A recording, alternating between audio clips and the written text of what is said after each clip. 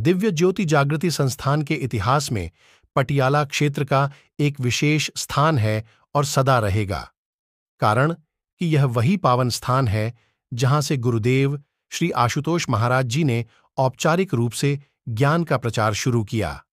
महाराज जी कभी मंदिर में तो कभी किसी पेड़ की छांव में बैठ जाते। वहां बिना किसी वाद्य यंत्र के भजन गाना आरंभ कर देते। महाराज जी की मधुर रसमय आवाज सुनकर आसपास के लोग खींचे चले आते। तब महाराज जी उन सबको सत्संग सुनाते। ऐसा करते करते कुछ लोगों ने महाराज जी से ध्यान दीक्षा प्राप्त किया।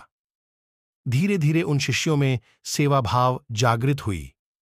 इच्छा हुआ कि हम एक छोटा सा ही सही पर एक कमरा खरीद लें जहां महाराज जी स्थायी रूप से रह सकें और जिज्ञासुजन उनके सत्संग दर्शन का लाभ ले सकें। इसी भाव से उन्होंने हर महीने अपने वेतन में से कुछ अंश निकाला और एक गुल्लक में डालने लगे। महाराज जी के सत्संग के बाद जो चढ़ावा आता वह भी वे उसी गुल्लक में इकट्ठा करते गए।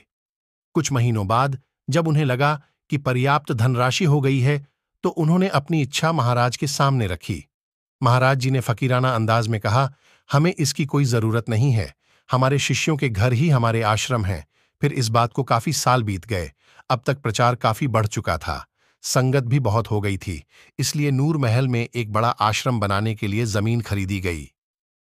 जब उस आश्रम का निर्माण कार्य आरंभ होना था तब महाराज जी ने पटियाला की संगत को फोन किया और कहा, वह गुल्लक ले आओ, अब उसमें जमा की गई धनराशि को प्रयोग करने का समय आ गया है। पटियाला की संगत हैरान रह गई।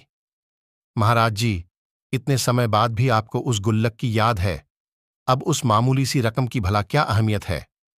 महाराज जी ने कहा, अहमियत रकम की नहीं, भावों की होती है। आप सबने श्रद्धा से यह धन सेवा अर्पित की थी, अपने घर खर्च को काटकर एक एक पाई इकट्ठा किया था, इस भाव से कि एक आश्रम बनाया जा सके। तो आज नूर महल में जो हमारा आश्रम बनने जा रहा है उसमें सबसे पहली आहुति उसी धनराशि की डलेगी जो आप सबने सेवा रूप में दी थी। संगत की आंखें छलछला गईं। उन्होंने कभी सोचा भी न था कि उनकी छोटी सी धन सेवा को गुरु महाराज जी इतना बड़ा मान देंगे। युगों युगों तक तीर्थस्थल के रूप में प्रख्यात होने वाले आश्रम के निर्माण का आधार बना देंगे।